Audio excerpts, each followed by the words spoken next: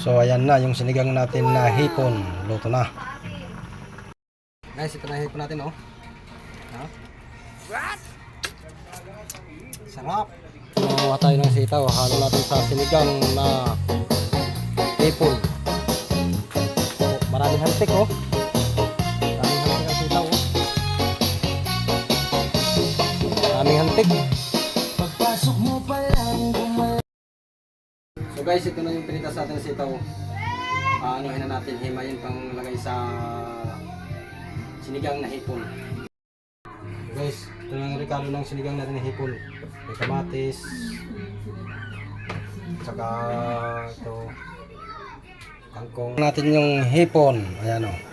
Nahulog na natin sa ating mga rekado, ayan. Ayan na guys siya. Kulo na. Ilagay na natin ang sitaw at okra. Yan na po siya.